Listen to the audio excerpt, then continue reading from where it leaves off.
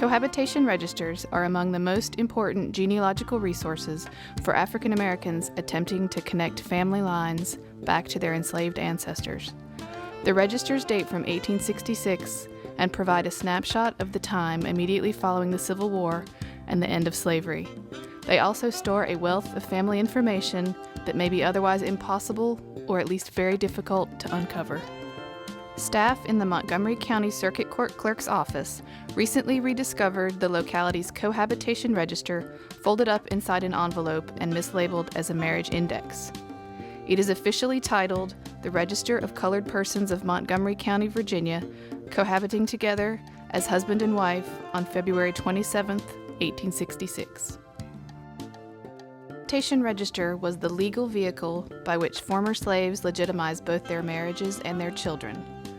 The information about an individual person contained in the Cohabitation Register is literally priceless, as it is often the first time that a former slave appeared in the public record, and because the extensive information that the register recorded, including names, ages, places of birth for all family members, and information about former owners. Orders handed down by the Freedmen's Bureau and an act passed by the General Assembly of Virginia in 1866 directed the clerk of court of each locality to create and maintain such a register for the purpose of legalizing slave marriages.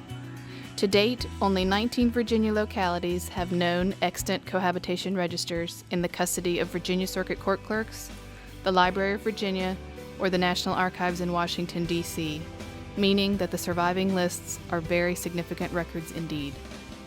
Years of use of Montgomery's register have taken its toll, as evidenced by breaks and tears in the paper. Some sections of the pages have broken off entirely and are now missing. Well-meaning mending attempts have been made using 3 different kinds of adhesive tape. It is difficult to unfold a page fully without causing further damage to the fragile sheets. Essentially, the documents have been rendered unusable and serious conservation treatment is in order. Conservation of the documents starts with removal of the tape. There is gummed paper tape, pressure-sensitive tape in the form of magic tape, and masking tape. The paper tape has a water-soluble gum Arabic adhesive. This can be removed by applying a small amount of distilled water with a cotton swab. Pressure-sensitive tape, commonly referred to as Scotch tape, is removed by first releasing the tape carrier. The carrier is the piece of plastic or paper that holds the adhesive.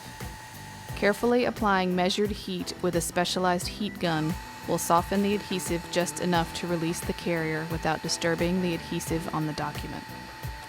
Here we see the documents after all the tape carrier is removed. The adhesive will be removed separately. Some of it may be partially removed by using a piece of crepe rubber, but this can only be done when the adhesive has not degraded and is still sitting on the surface of the paper. The paper and the text media must also be in good, stable condition. In the case of the masking tape, the adhesive has degraded, releasing plasticizer into the paper. Plasticizer is the chemical used to keep the adhesive flexible and sticky, but when it ages, it separates from the other components in the adhesive and becomes fluid and oily. It then saturates the paper and discolors it.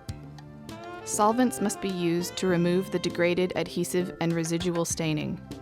A succession of different organic solvents of varying polarities is needed to break down the molecular structure of the adhesive and release it from its chemical bonds to the paper. This process takes several hours, but the adhesive is completely removed.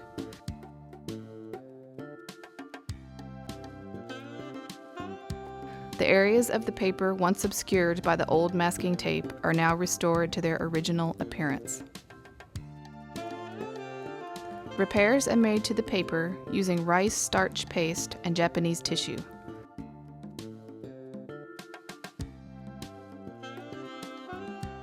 Loose fragments are rejoined and splits and tears are reinforced.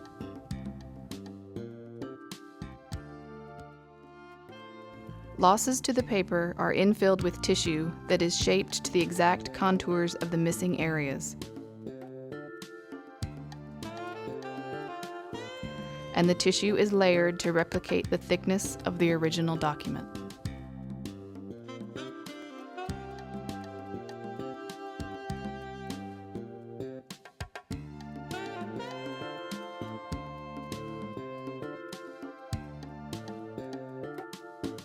Deacidification is then performed to protect the documents from further deterioration caused by acids present in the wood fiber used to make the paper. Because the ink on the document is water sensitive, a non-aqueous deacidification method is used. An alkaline solution is sprayed on the paper that will gradually react with the acid as it emanates to the surface. The conserved documents show a marked improvement in their condition, and the vital information that they contain can now be much more easily viewed. However, for their continued preservation, they will be digitally photographed and high-resolution facsimiles will be made so that the originals can be stored away and handled as little as possible.